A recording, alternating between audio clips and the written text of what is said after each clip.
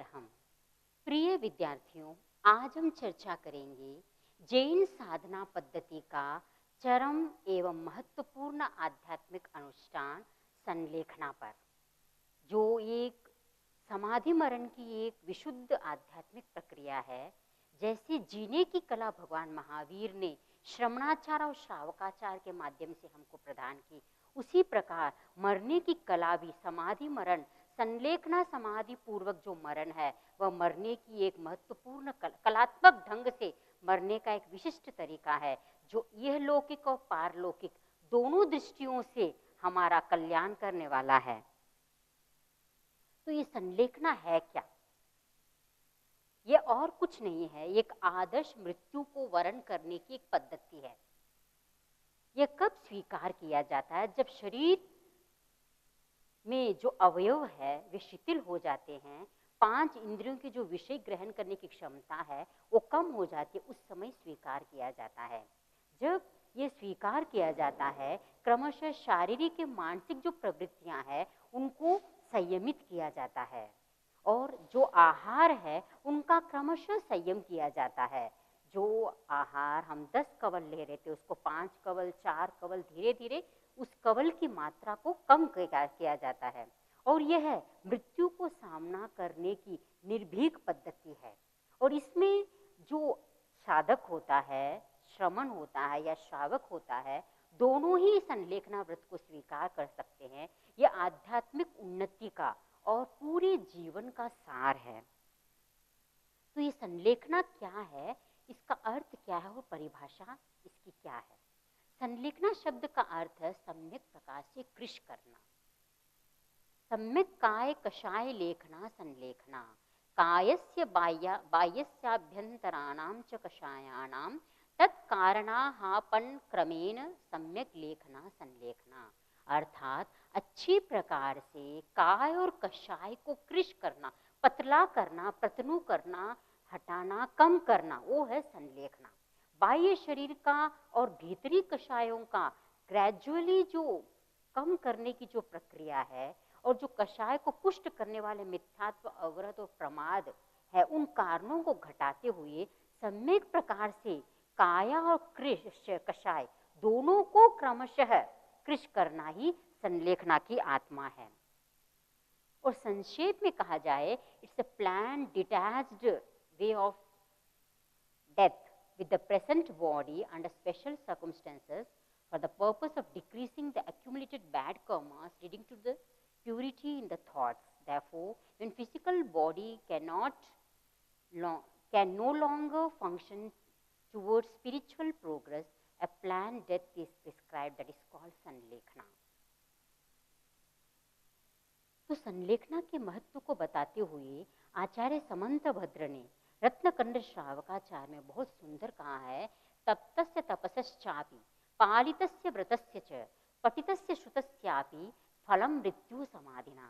किसी साधक ने, श्रमण ने या श्रावक या श्राविका ने पूरे जीवन भर 5 महाव्रत अच्छी तरह संयम का पालन किया, त्याग पचकान आदि किया, और श्रावक ने 12 व्रतों का अच्छी तरह पालन किया, लेकिन अंतिम समय में अगर वह समाधि मरण को प्राप्त नहीं करता है, संलेखना स्वीकार नहीं करता है, तो उसके सारे जीवन भर के जो तपे गए तप है वे व्यर्थ चले जाते हैं, पाले गए जो व्रत है वे भी व्यर्थ चले जाते हैं, पठितस्य श्रुतस्यापि जो पढ़े गए जो स्वाध्याय श्रुत है वह भी निरर्थक होता है, फलम मृत्यु समाधिना। इन सब तपे हुए तप का फल, पाले हुए व्रत का फल और पढ़े हुए शुद्ध का फल समाधि मृत्यु में ही निष्पन्न होता है।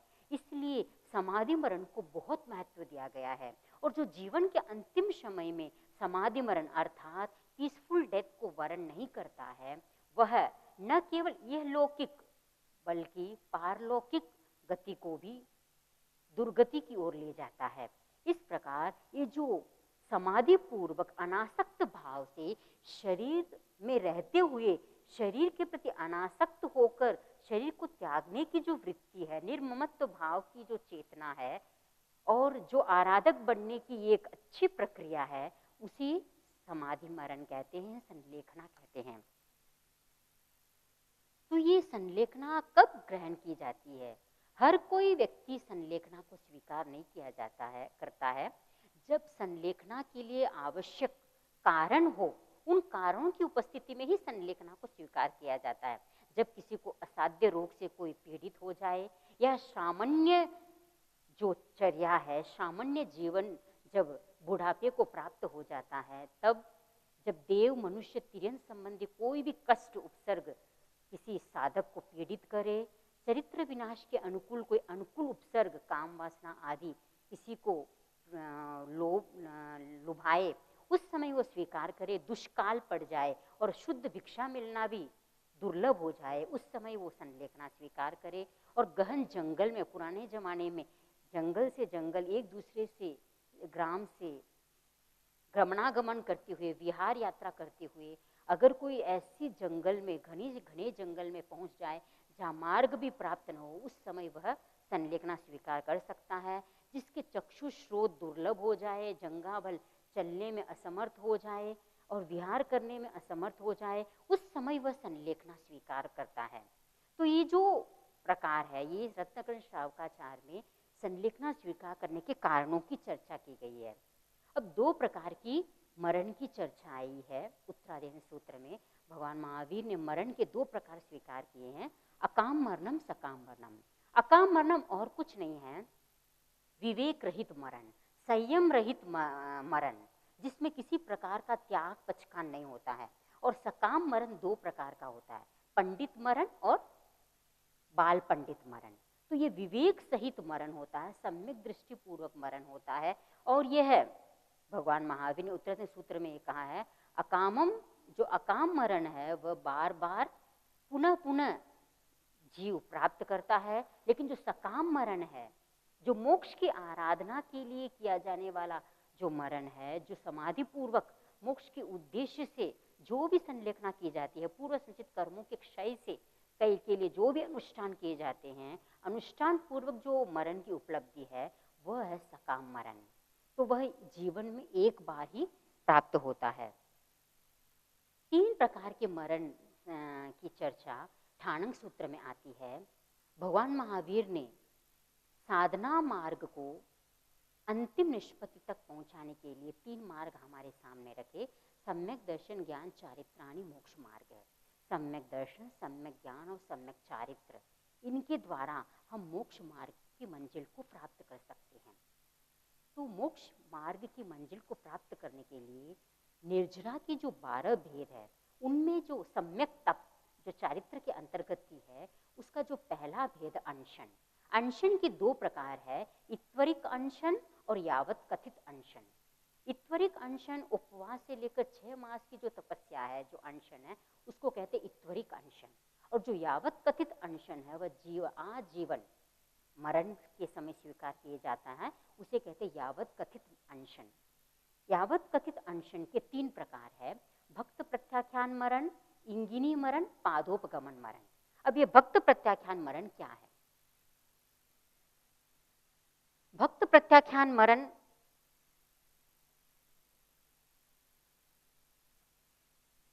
इसमें जो भक्त प्रत्याख्यान में जो साधक है, वह चतुर्विध आहार का या त्रिविध आहार का त्याग करता है, अपनी सेवा स्वयं करता है और दूसरों से भी सेवा ग्रहण करता है। अर्थात अपने शरीर की सार संभाल वह स्वयं करता है और दूसरों से भी करवाता है। इंगिनी मरण वह अनशन मरण है जिसमें पर्टिकुलर स्थान को स्वीकार किया जाता है और उस स्थान से बाहर जाने का त्याग किया जाता है। पर्टिकुलर स्थान में अनशन को स्वीकार किया जाता है, वह स्वयं अपने शरीर की देखभाल करता है लेकिन दूसरों से सेवा नहीं लेता है। और तीसरा जो है पादोपगमन मरण, यह उत्कृष्ट मरण कहा जाता है और यह उत्कृष्ट ध्यान अवस्था में लिया जाता है। और इसमें जो साधक होता है, जो श्रमण होता है, न अपने शरीर की सेवा खुद करता है न दूसरों से करवाता है और आत्मलीन हो जाता है, शरीर को एकदम प्रतिमा की भांति स्थिर कर देता है। तो यह चतुर्विध आहार का त्याग करता है और किसी प्रकार के बाह्य उपसर्ग होने पर भी अपने शरीर का हलन चलन नहीं करता है, मूर्तिवत रहता है। यह पादोपगमन मरण अंतिम समय में जो स्वीकार किया जाता है, अगर वह भावधारा निर्मल रहित रहती है, पवित्र रहती है, वह अपने दोषों की अच्छी आलोचना कर लेता है, तो वह अंतिम जो गति है, जो मोक्ष गति है, उसको प्राप्त कर सकता है। अब जो संलेखना स्वीकार की जो पद्धति है, वह आगमों में 3 प्रकार की बताई गई है।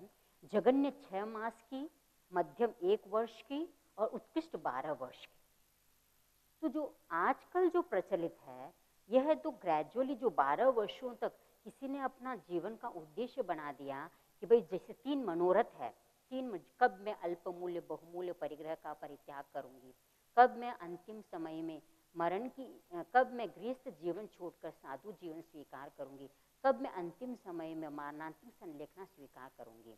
इन 3 प्रकार के मनोरथ से अपने आत्मा को भावित करने से महानिर्जरा होती है। तो आजकल यह जो क्रम है, 12 वर्ष का क्रम तो बहुत कम देखने को मिलता है। बहुत से ऐसे साधक होते हैं जो 12 वर्ष काल तक क्रमशः एक प्री प्लान्ड डेथ को स्वीकार करने का एक सिस्टमैटिक अनुष्ठान स्वीकार करते हैं। तो आगमों में उत्तरायण वृत्ति और प्रवचन सारोद्धार में एक सिस्टम बताया गया, किस प्रकार 12 वर्ष तक क्रमशः अपने शरीर को कृश करते हुए कषायों को भी कृश किया जाता है। प्रथम 4 वर्ष में सारे विषयों का त्याग, घी, दूध, दही आदि का त्याग किया जाता है। द्वितीय 4 वर्ष में भी उपवास, बेल्ले आदि जो तप है उनको स्वीकार किया जाता है और पारने में यथेष्ट रस रहित भोजन को स्वीकार किया जाता है। और अगले जो 4 वर्ष है, विविध प्रकार से तप करता रहे, पारने में रस सहित आदि दूध दही से रहित भोजन स्वीकार करता है। और 9वें 10वें वर्ष में उपवास तो करता है लेकिन पारने में आयम्बिल तप करता है। दोनों वर्षों में पारने में आयम्बिल को स्वीकार करता है। और 11वें वर्ष में प्रथम 6 माह में वह उपवास, बेला आदि तपस्या करता है और पारने में आयम्बिल ही करता है। और शेष 6 महीनों में अष्टम, दशम, द्वादश भक्त आदि बेला, तेला, छोला आदि तपस्या करता है और पारने में आयम्बिल तप ही करता है। प्रथम 6 माह में आयम्बिल में उन्नोद्री तप करते हैं। द्वितीय जो 12वां वर्ष है उसमें द्वितीय 6 माह में आयम्बिल के समय भरपेट आहार किया जाता है। इस प्रकार जो ये विधि बताई गई है, 12वें वर्ष में कोटि सहित आयम्बिल अर्थात निरंतर आयम्बिल किया जाता है, या प्रथम दिन आयम्बिल और दूसरे दिन अन्य कोई तप किया जाता है, पुनः तीसरे दिन आयम्बिल किया जाता है। 12वें वर्ष के अंत में अर्धमासिक या मासिक अनशन, भक्त परिज्ञा आदि, भक्त प्रत्याख्यान आदि स्वीकार किया जाता है। इस प्रकार एक जो सिस्टमैटिक ढंग से अपने आत्मा को तप से भावित किया जाता है। अनुत्तरोपपातिक दशा सूत्र में ऐसे 10 श्रमणों का उल्लेख है जिन्होंने अपने अंतिम समय में संलेखना व्रत को स्वीकार करके 1 मास तक, 2 मास तक का संलेखना उन्होंने समभाव पूर्वक अनुकूल प्रतिकूल परिस्थिति में सम रह के उन्होंने अपने जीवन को सफल बनाया। अब संथारा जो ग्रहण किया जाता है उसकी विधि क्या है? संलेखना के पश्चात संथारा स्वीकार किया जाता है। संथारा एक प्रकार का पचकान, उसकी एक विधि होती है। वह विधि क्या है? सर्वप्रथम निर्वद्य शुद्ध स्थान में अपना आसन जमाता है। उसके पश्चात दर्भ, घास आदि में से किसी का बिछोना बिछाता है। फिर पूर्व उत्तर दिशा की ओर मुंह करके वह प्रत्याख्यान स्वीकार करता है। अहम भन्ते अपश्चिम मानांत्य संलेखना जूसनाम आराहनाय आराहेमी। हे भगवान, अब मैं अपश्चिम मानांतिक संलेखना की प्रीतिपूर्वक सेवन आराधना करता हूँ। तदुपरांत निवेदन करे, भगवान ने करता है, मैं अभी से सागारीय आगार रहित, सागार मतलब जल आदि का आगार रखकर, आगार रहित अर्थात बिना किसी आगार के चतुर्विध आहार, अश्न, पान, खादिम, स्वादिम, इन चारों का जो त्याग किया जाता है और 18 पाप स्थान का त्याग किया जाता है, तब संथारा स्वीकार किया जाता है। अब जो संथारा स्वीकार करने के पश्चात उसको करणीय कार्य क्या है? पैशन स्माइल, अपने कषायों को मंद मंदतर मंदतम करता जाए, आत्म जागृति में लीन रहे, आत्मा के उत्थान के लिए अपने जो प्रशस्त भाव है, अनित्य, अशरण, एकत्व, अन्यत्व आदि भावों से अपने आत्मा को भावित करे और जीवन में किसी के साथ राग द्वेष की गांठ बंध गई हो तो उनको क्षमा कर दे और जो एक अनासक्त आहार के प्रति अनासक्ति का विकास करे, फिर आहार छोड़ने के बाद पुनः वापस आहार के प्रति आसक्ति को कम करें। सारे जो परिग्रह है जो उससे जीवन में उन्होंने प्रयोग किए, व्यक्तिगत परिग्रह, पारिवारिक परिग्रह, सबसे अनासक्त बनता है और एकदम जितने भी सांसारिक बंधन हैं, सांसारिक रिश्ते हैं, उन सब से अनासक्त होता है, उन सब से वह स्वतंत्र होने की चेष्टा करता है और वह पूर्णतः आत्मा में लीन रहता है। वह क्रोध, मान, माया, लोभ इन चारों कषायों को कृश करता जाता है और अपने आत्मा के जो मूल भाव है, अनंत ज्ञान, अनंत दर्शन, अनंत शक्ति और अनंत आनंद में वह लीन रहता है, उसमें अवगाहन करता है और जो तपस्या उसने स्वीकार की उसमें समभाव रखता है। और इस प्रकार जो पूरे वर्ष के पूरे जीवन के दौरान उसने जो भी 18 प्रकार के पाप किए उसकी आलोचना किसी समर्थ आचार्य गुरु के पास स्वीकार करता है और वह आलोचना स्वीकार करके प्रायश्चित लेता है और प्रायश्चित लेकर वह अपने आत्मा को विशुद्ध बनकर आराधक बन जाता है।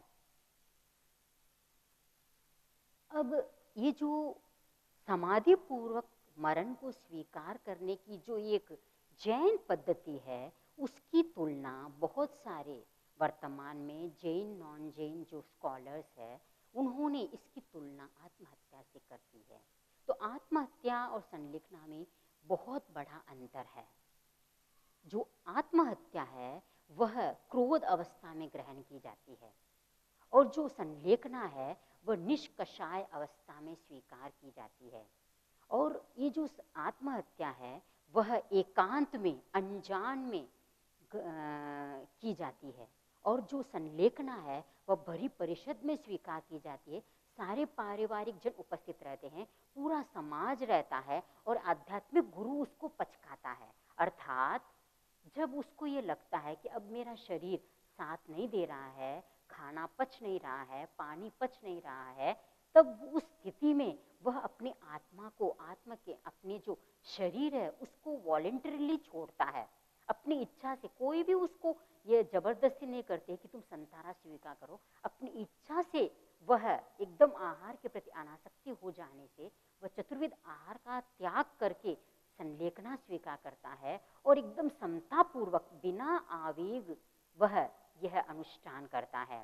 और यह जो अनुष्ठान, जो आत्महत्या है, जब कोई व्यक्ति किसी परीक्षा में फेल हो जाता है या किसी को जॉब नहीं मिलता है या जो पारिवारिक संबंध अच्छे नहीं रहते हैं या किसी प्रकार का फाइनेंशियल कमी रहती है, उस समय उस स्थिति को, प्रतिकूल परिस्थिति को अगर झेल नहीं पाता है तो व्यक्ति कुएं में गिर जाता है, ट्रेन के नीचे आ जाता है या फांसी लगा देता है या जहर खा लेता है या चाकू से अपनी आत्महत्या या बंदूक से, इस प्रकार जो हिंसात्मक साधन है उन उपक्रमों को अपनाकर जो मृत्यु का वर्ण किया जाता है वह क्षणिक आवेश में स्वीकार किया जाता है, जो जीवन में आने वाली प्रतिकूल परिस्थिति को सहन नहीं कर पाता है। जबकि जो संलेखना है, जो संधारा है, वह एक योजनाबद्ध समाधि पूर्वक मृत्यु को ग्रहण करने का एक तरीका है। इसमें किसी प्रकार के बाह्य हिंसात्मक उपकरणों को लिया नहीं जाता है, ये एकदम निष्कषाय अवस्था में लिया जाता है। Some external means is used to commit, इसमें किसी प्रकार के बाह्य उपकरणों की अपेक्षा नहीं रहती है, इसमें केवल आत्मा को शुद्ध भावों से भावित करने की अपेक्षा रहती है। निष्कषाय होकर वह शरीर को कृश करता है। इस प्रकार जो संलेखना स्वीकार किया जाता है, संलेखना स्वीकार करने के पश्चात जो साधक, श्रमण, श्रमणी, श्रावक, श्राविका होते हैं, अगर वे संलेखना स्वीकार करने के बाद जीविताशंसा 5 प्रकार के अत्याचारों से बचे तो उसकी जो संलेखना होती है वह शुद्ध संलेखना मानी जाती है। जब वह संलेखना स्वीकार कर लेता है तब लोग उसकी पूजा, बखान, प्रशंसा करते हैं, तो वह सोचता है कि मैं और ज़्यादा जीऊँ। तो ऐसी भी कामना नहीं करनी चाहिए। अब जब संसारा स्वीकार कर लेता है तो वह मरणाशंसा, उसको अनेक प्रकार के अनुकूल प्रतिकूल कष्ट, शारीरिक वेदना, क्योंकि जब आहार और पानी दोनों छोड़ देता है तो पूरे शरीर में एक खिंचाव आता है, जो मांसपेशियाँ उसमें खिंचाव, जीभ सूख जाती है, गला सूख जाता है, पेट दर्द, अनेक प्रकार के उपसर्ग, जो शारीरिक कष्ट है वे आते। उस समय वह सोचता है कि मैं जल्दी मर जाऊं। ऐसा भी नहीं सोचना चाहिए। ये लोग जब वह संधारा करता है, अगर मेरा तपस्या या संधारा का फल हो तो इस लोक में मैं पुनः आऊं और इसी प्रकार संयम आदि शिवा करूं, इस प्रकार का भी वह चिंतन न करे। अगर मेरी संलेखना तपस्या का कोई फल हो तो मैं पुनः जो अगले भव में स्वर्गिक सुखों का भोग करूं, इस प्रकार की भी उसमें कामना नहीं होनी चाहिए। और अगर मेरी संलेखना व्रत की कोई सार्थकता है तो मुझे अन्य इस भव में या अन्य भव में मुझे जो काम भोग संबंधी जितने भी सुख है वे प्राप्त हो। इस प्रकार 5 प्रकार के अतिचारों से रहित होकर संलेखना को विधिवत पूर्ण करता है तो वह साधक आराधक बनता है और वह संलेखना की भी सार्थकता होती है। अब ये जो संलेखना है इसकी चर्चा आज के आधुनिक युग में एक मरण पद्धति विकसित हुई है, यूथनेसिया। एक प्रकार की एक ऐसी पद्धति है जिसमें रोगी असाध्य बीमारी से पीड़ित हो जाता है और उस असाध्य बीमारी के दौरान जो पारिवारिक जन है इतना खर्च कर देते हैं कि पूरा परिवार एकदम गरीबी की अंतिम रेखा तक पहुंच जाता है। उस समय वह सोचता है कि मैं इसको इंजेक्ट कर दूं, ऐसे पॉइजन इंजेक्ट कर दूं और ये मर जाए। तो उस समय जो मरीज होता है, जो रोगी होता है, या तो चेतन अवस्था में होता है या अचेतन अवस्था में। तो चेतन अवस्था में होता है तो वॉलेंटरी यूथनेसिया, उसकी पूछताछ से क्या तुम इतने पीड़ा से पीड़ित हो रहे हो, दुखी हो रहे हो पीड़ा से, क्या हम तुमको इंजेक्ट कर दें? उसकी पूछताछ करने के बाद अगर उसको इंजेक्ट किया जाता है उसको वॉलेंटरी यूथनेसिया कहा जाता है। और अगर वह मूर्छित है, कोमा में है, उस समय इनवॉलेंटरी यूथनेसिया, उसकी कोई पूछताछ नहीं की जाती है, इनवॉलेंटरी यूथनेसिया दी जाती है। बहुत सारे ऐसे राष्ट्र हैं जो इस प्रकार की यूथनेसिया को हत्या नहीं मानते हैं, एक प्रकार से रोगी को दुख से मुक्त करने की एक अच्छी प्रक्रिया मानते हैं। लेकिन भारत जैसे देश में और बहुत सारे एशिया के कंट्रीज में और बहुत सारे वर्ल्ड में बहुत सारे देशों ने अब तक इस यूथनेसिया, जो एक हिंसा का ही एक उपक्रम, हत्या का ही उपक्रम है, इसको मान्य नहीं किया गया है। इस प्रकार आपने सुना कि जैन संथारा विधि किस प्रकार एक मरने की एक सुंदर कला है। यह लौकिक और पारलौकिक दोनों जीवन को सार्थक करने का एक महत्वपूर्ण अनुष्ठान है। और ये जो तप अनुष्ठान है वह धैर्य की परीक्षा, समता की परीक्षा और आत्मिक संतुलन की परीक्षा है। और इस परीक्षा में जो उत्तीर्ण हो जाता है वह अपना आत्म कल्याण करता है और आत्मशोधन करता है। आत्मनिरीक्षण के माध्यम से वह अपना अंतिम लक्ष्य मोक्ष को भी प्राप्त कर सकता है। जो अंतिम इकाई है जैन आचार की सामाजिक प्रासंगिकता, इसमें हमने 12 अनुव्रतों की सामाजिक प्रासंगिकता, 6 आवश्यक जिसकी हम चर्चा कर चुके हैं, इन दोनों कॉन्सेप्ट्स की जो सामाजिक प्रासंगिकता है उसकी चर्चा मैंने जब श्रावकाचार और षडावश्यक की चर्चा की थी उसी समय उसकी प्रासंगिकता को भी मैंने आपके सामने क्लास में रख दिया है। अब मैं आज चर्चा करूंगी सप्त दुर्व्यसन, जो सप्त एडिक्शंस है, जो हर धर्म दर्शन में इसको त्याज्य माना गया है।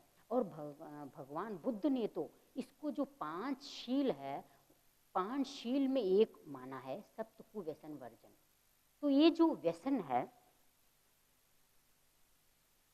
गैम्बलिंग आदि, जो ये मांसाहार, मद्यपान, वैश्यागमन, परस्त्री गमन, शिकार और चोरी करना, ये जो 7 व्यसन है, एडिक्शंस है, ये आत्मा को पतन की ओर ले जाते हैं। व्यसन और कुछ नहीं है, एक प्रकार की आदत है जो स्टार्टिंग में हमको लगती है, जिसका हम सेवन करते हैं, जिसकी बार बार हम यूज़ करते हैं, जिसको बार बार प्रयोग करते हैं तो हमें अच्छा लगता है, तो हमारी वो आदत का अंग बन जाता है। जब अंग बन जाता है तब हम उसको छोड़ने की स्थिति में नहीं रहते हैं। तो वो दुर्व्यसन, उस जो आदत हमारी आत्मा का हनन करे इस श्लोक में हमारी प्रतिष्ठा को कम करे, समाज में हमारा जो दबदबा है उसको हानि पहुंचाए, ठेस पहुंचाए, शारीरिक स्तर पर अनेक प्रकार के रोगों को आमंत्रित दे और परिवार में भी कलह आदि का निमित्त बने। इस प्रकार के जो 7 व्यसन है भगवान महावीर ने ये हर श्रावक श्राविका के लिए, हर सामाजिक प्राणी के लिए त्याज्य बताया है। और जो इन 7 प्रकार के व्यसनों से मुक्त रहता है वह एक सर्वांगीण व्यक्तित्व का विकास कर सकता है, क्योंकि जो जुआ खेलेगा वह अपने पैसे बर्बादी में लगा देगा। तो जो परिवार है, परिवार के भरण पोषण के लिए उसने जो कमाया वह जुआ में अगर व्यर्थ गंवा देता है तो वह अपने परिवार की संरक्षण कैसे कर सकता है। और मांसाहार में अपूर्व जो पंचेंद्रिय जीव है उनकी हिंसा होती है, और जो मांसाहार है वह हमारी प्रकृति का आहार नहीं है, शाकाहार हमारा मूल आहार है। और जैन दर्शन तो ये मानता पंचेंद्रियवत नरक का कारण है। और मद्यपान, व्यक्ति अपना विवेक खो देता है, विवेक कुंठित हो जाता है। जिस व्यक्ति का विवेक कुंठित हो जाता है न वह अपना हित सोच सकता है, न परिवार का और न समाज का। तो मद्यपान व्यक्ति को अंधा बना देता है, वह चरित्र को विकृत बना देता है, वह अपना सही गलत का निर्णय नहीं कर पाता है। तो ये जो मद्यपान है, ड्रिंकिंग है, यह बहुत सारे देशों में और देशों में के नागरिकों के पतन का एक महत्वपूर्ण कारण है। और जो परस्त्री गमन और वेश्यागमन है, आज हम देखते हैं कि उन्मुक्त भोग की समस्या के कारण एड्स जैसे रोग बढ़ रहे हैं। और वेश्यागमन परस्त्री गमन के कारण न केवल पारिवारिक विघटन बढ़ रहा है, तलाक की स्थिति बढ़ रही है और आपस में घरेलू हिंसा भी बढ़ रही है। और शिकार जो एक प्रकार का शौक है, हंटिंग किया जाता है, लेकिन इस शौक में किस प्रकार जो निरीह निरपराध मूक प्राणियों की हिंसा होती है। और जो शिकारी होता है वह उसको शिकार करके प्रसन्न होता है कि मैंने ये शिकार किया है, लेकिन ये जो प्रसन्नता है हिंसा का कारण है और भ्रमण का कारण है। आजकल तो ये सरकार के द्वारा भी इस प्रकार के हंटिंग को बैन किया गया है। और चोरी भी एक बहुत बड़ा व्यसन है, और चोरी समाज में स्वप्रतिष्ठा का एक हनन का एक बहुत बड़ा कारण है। और ये सरकार के द्वारा, कानून के द्वारा भी निषिद्ध है कि किसी की वस्तु को उनकी स्वामी की आज्ञा के बिना हमें ग्रहण नहीं करना चाहिए। कैसी भी अनुकूल प्रतिकूल परिस्थितियाँ है, जो चीज़ हमारे पास है उसी से हमें संतुष्ट रहना चाहिए।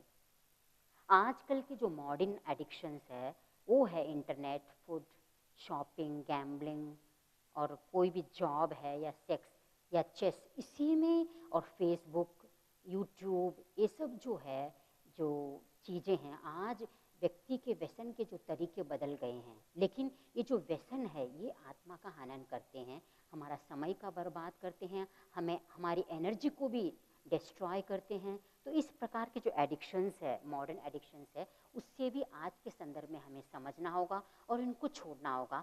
तभी हम शारीरिक, मानसिक और भावनात्मक दृष्टि से स्वस्थ रह सकते हैं और एक सशक्त भावी पीढ़ी का निर्माण कर सकते हैं। और समाज में रहते हुए भी, परिवार में रहते हुए भी हम शांतिपूर्ण से अस्तित्व का विकास कर सकते हैं। इस प्रकार जो जैन आचार है, वह जैन आचार में हमने स्टार्टिंग से लेकर रत्नत्रय, श्रावकाचार, श्रमणाचार आदि के माध्यम से हमने जाना किस प्रकार जैन आचार मूलभूत सूत्रों पर टिका हुआ है, आत्मा के अस्तित्व को स्वीकार करता है। हर आत्मा जैन आचार को पालन करके संवर निर्जरा के माध्यम से गुणस्थान के जो क्रमिक स्टेजेस है उन पर आरोहण करके जो अंतिम लक्ष्य है मोक्ष को प्राप्त कर सकता है। और मोक्ष को प्राप्त करने के जो विविध उपाय भगवान महावीर ने बताए हैं, करुणा का विकास, इस पर भी हमने चर्चा की। और जो षडावश्यक है, जो 6 अवश्य करणीय कार्य है, सामाई, चतुर्विंशति, वंदना, प्रतिक्रमण, कायसक और प्रत्याख्यान, इन सब को हमने डिटेल से समझा। इन सब का सारांश यही है कि जैन आचार मूलतः आत्मा के त्रैकालिक अस्तित्व पर टिका हुआ है। जिस आत्मा का त्रिकाल में अस्तित्व है उसका पूर्व जन्म भी था, पुनर्जन्म भी होगा, और पुनर्जन्म और पूर्व जन्म जो ये श्रृंखला है जन्म मरण की श्रृंखला, उसका मूल कारण है राग द्वेष, और राग द्वेष को क्षय करने का एक महत्वपूर्ण अनुष्ठान है संवर और निर्जरा। इन दो माध्यमों के द्वारा कर्मों की निर्जरा करके हर साधक जो चार कषाय है उनका संयम करके, आश्रव का निरोध करके, संवर की साधना करके, संवर के साथ साथ निर्जरा के जो 12 प्रकार है उनका अपने जीवन क्रमिक विकास करते हुए वह अपना जो अंतिम लक्ष्य है जीवन का, मोक्ष को प्राप्त कर सकता है। ओम